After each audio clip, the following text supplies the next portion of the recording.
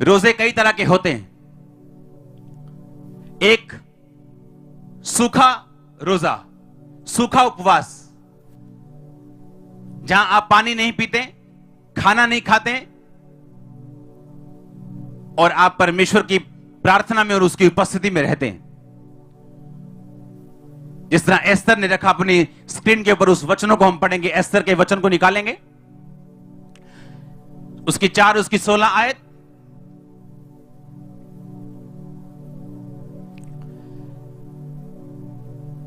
ये screen clear नहीं है अंदर वाली। तू जाकर शूशन के सब यहूदियों को इकट्ठा कर और तुम सब मिलकर मेरे निमित्त उपवास करो।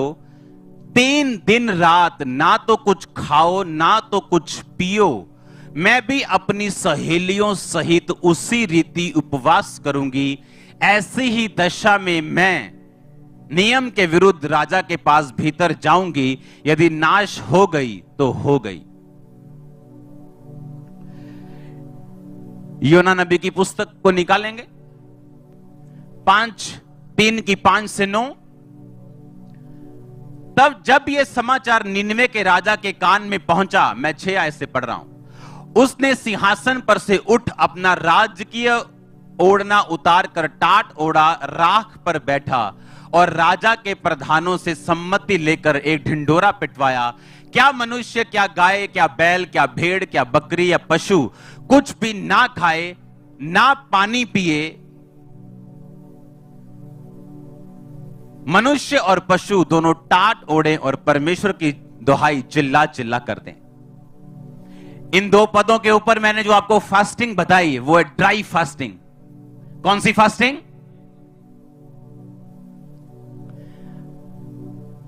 पिछले हफ्तों में मैं ड्राई फास्टिंग में रहा हूं, कोई पानी नहीं, कोई खाना नहीं। जब मैं लोगों को बोलता हूं अगर आपने किसी युद्ध को जीतना है, कोई काम है आपके सामने, कोई एनिमी आपके सामने खड़ा है, आपको ड्राई फास्टिंग की जरूरत पड़ती। ये एक हथियार है। अगर आज मैं लोगों को बोलूं ड्राई फास्टिंग करनी है, बोले रहने दो यार, कौन नींबू पानी पिएगा रोज? उसके बाद पेट की गड़बड़ कौन सेट करेगा? केड़ा नींबू पानी पींदा रहेगा 3 दिन? साडे को नहीं हुंदी जी सुक्की फास्टिंग। ड्राई फास्टिंग एक हथियार है आप लोगों के लिए। कितने मेरी बात को समझ रहे हैं? ड्राई फास्टिंग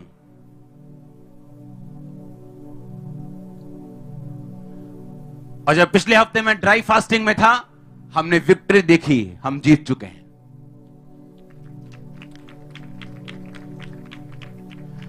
उस व्यक्ति का नाम तो मैंने यहां नहीं ले सकता, लेकिन परमेश्वर ने हमें जिताया, एक बड़ी चीज से जिताया। हालेलुया। ड्राई फास्टिंग एक हथियार है, लेकिन वो करना किस तरह से है?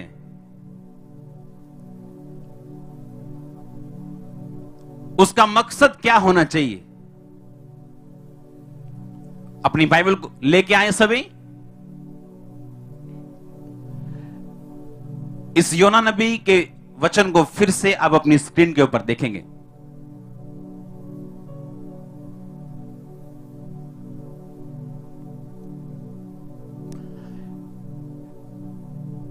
उसका 3 बाब 5 से 9 आयत सब लोग पढ़ेंगे अपने अपनी बाइबल को उठा के हाथ में रख के। यानी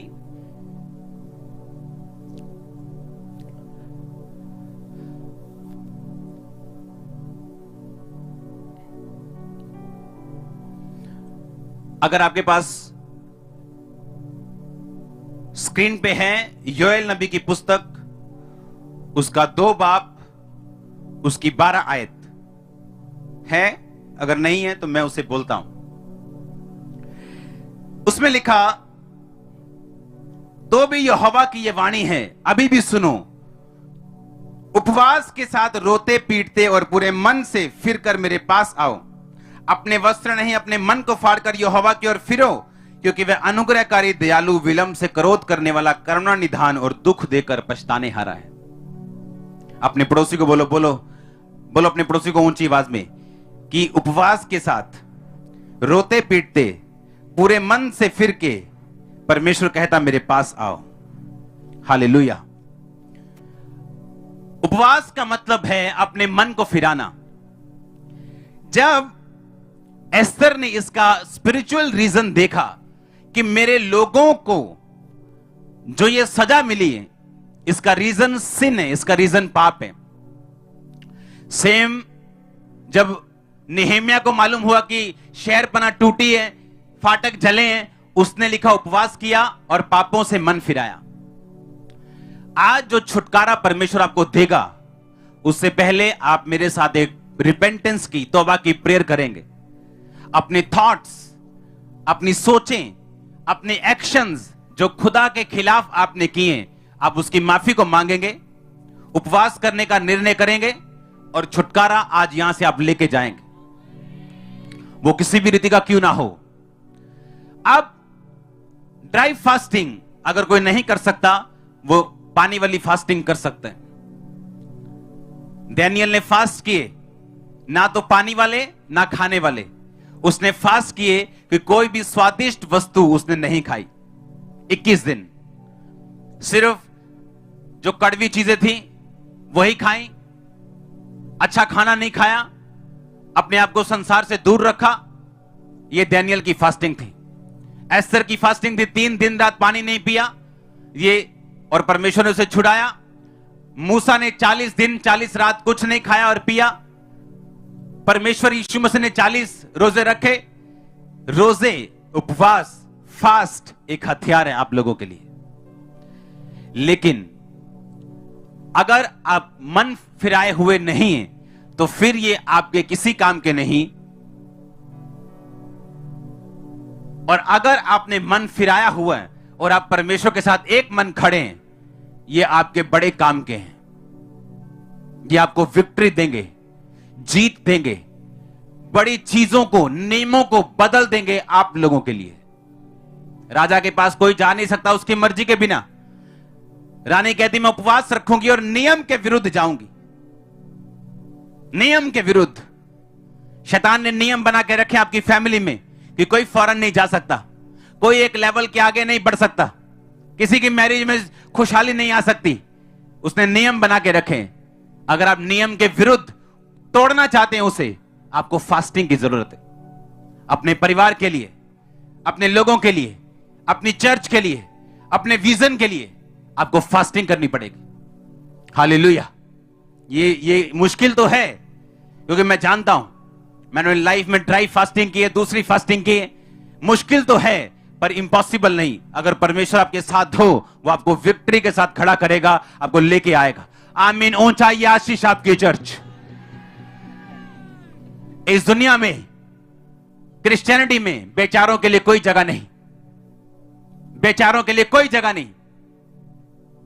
आपका एनिमी, आपका दुश्मन शैतान आपके आंसुओं से प्रभावित नहीं होता। वो टूटता नहीं, वो खुश होता है। अपने आप को दुखी और बेचारे और लाचार मत बनाओ। पवित्रताई में आके ऐसी फास्टिंग, ऐसी प्रार्थनाएं करो कि शैतान की हड्डियां टूट जाएं। आमीन। छोटा है चर्च। आप तैयार हैं क्या? और ये आपके लिए एक वेपन है, एक हथियार है, फास्टिंग प्रेयर। आमीन। कोई ड्राई फास्टिंग 1 दिन की रखता है, कोई 2 दिन, कोई 3 दिन। इससे ऊपर ड्राई फास्टिंग को मैं रिकमेंड नहीं करता हूं। मैंने 7 दिन रात के रोजे रखे, लेकिन वो ड्राई नहीं थे। अगर ड्राई रखने कुछ देर तक, और ये आपके लिए एक हथियार बन जाएगा। आमीन। फास्टिंग प्रेयर ये उस चीज को भी झुका देगा जो झुक नहीं रही, उस चीज को भी खत्म कर देगा जो खत्म नहीं हो रही। जो आपके सामने पीतल का धनुष है, बाइबल कहती है, वो उसे मोड़ देगा। जो आपको कठिन लगती हैं चीजें, मुश्किल लगती है लाइफ, कुछ लाइफ के हिस्से, कुछ लाइफ के पहलू, कुछ मसले, ये फास्टिंग उन्हें चेंज कर देगी। परमेश्वर ने कहा अपने मन को फाड़ कर फास्टिंग के साथ, रोते पीते उपवास के साथ मेरे पास आओ। वो नीनवे का राजा जो पाप से भरा हुआ था, नबी की बात को सुन के उसने ढिंडोरा पिटवाया, कोई बंदा कोई गाय भी पानी नहीं पिएगी, तुम्हारा दूध पीता बच्चा भी कुछ नहीं खाए पिएगा 3 दिन। और लिखा मन फाड़ के टाट ओढ़ के उपवास किया और परमेश्वर ने उन लाखों लोगों को छोड़ दिया जिन्हें वो नाश करने वाला था। बाइबल कहती वो अनुग्रहकारी, विलंब से क्रोध करने वाला, वो ऐसा परमेश्वर है जो चाहता है अपने लोगों पे दया करना, लेकिन दया लेनी कैसे ये मैं आज आपको बता रहा हूं। हालेलुया। फास्टिंग पाप के असर को खत्म कर देगी, व्यभिचार को खत्म कर तोड़ देगी, उसे चोरी को तोड़ देगी। हालेलुया। ऊंची आवाज में बोलो हालेलुया। हाथों को उठा के बोलो हालेलुया। जोर से गले को खोल के बोलो हालेलुया। हालेलुया। हालेलुया। आप तैयार हैं क्या?